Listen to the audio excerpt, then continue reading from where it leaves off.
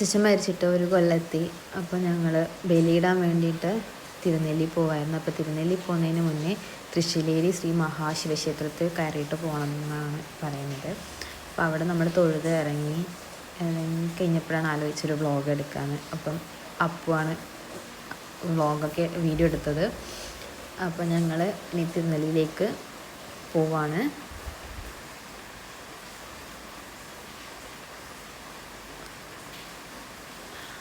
പോകുന്ന വഴിക്ക് നല്ല മഴയായിരുന്നു. എവിടെ ഇറങ്ങിയ സമയത്ത് മഴ കിട്ടിയില്ല, വണ്ടിയിലിരിക്കുമ്പോഴാണ് മഴ കിട്ടിയത്.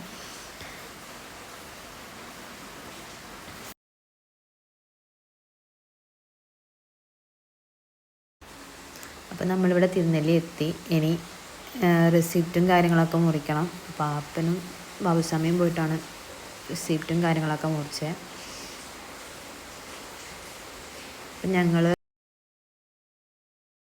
അപ്പം നമ്മൾ 9 പേരാണ് വന്നത്. ഞാൻ, അപ്പു, ഷമൂത്ത, അച്ഛൻ, രഞ്ജിയാമൻ, ബാബുസ്വാമി, സനിയാപ്പൻ, ദിനിയാപ്പൻ, അനിയൻ.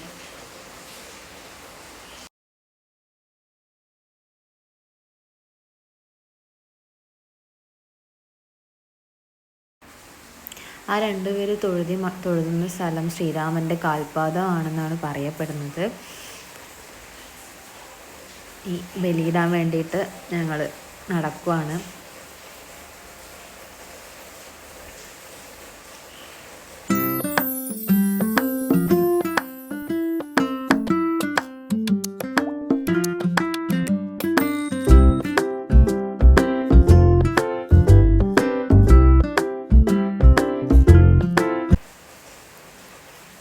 കർമ്മങ്ങൾ ചെയ്യുന്ന വീഡിയോ ഒന്നും എടുത്തിട്ടില്ല.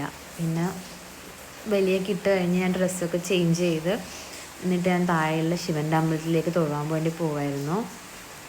അപ്പം അച്ഛനും അപ്പന്മാരൊക്കെ ഓൾറെഡി ഞാൻ ഡ്രസ്സ് ചേഞ്ച് ചെയ്യുന്ന സമയം അവരൊക്കെ തൊഴുത് കഴിഞ്ഞായിരുന്നു.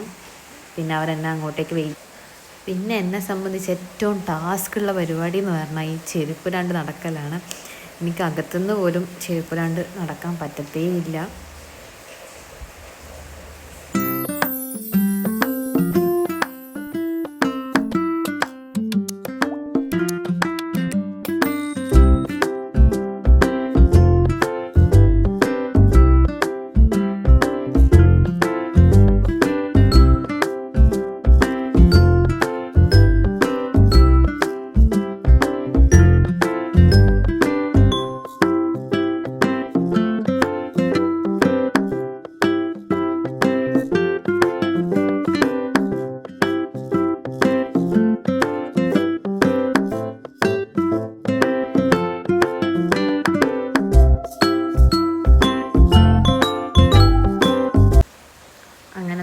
ഉപ്മാവും കാപ്പിയൊക്കെ കുടിച്ചിട്ട് തിരുനെല്ലിയിൽ നിന്ന് തിരിച്ച് വണ്ടി കയറി കഴിഞ്ഞപ്പോൾ തന്നെ നല്ല മഴ.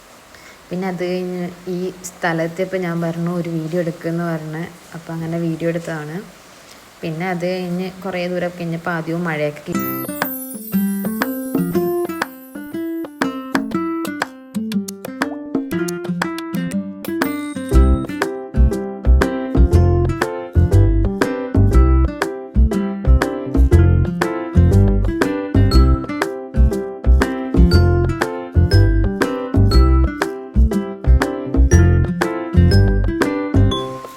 ദൂരെ കഴിഞ്ഞപ്പോൾ നല്ല കോടയുണ്ടായിരുന്നു.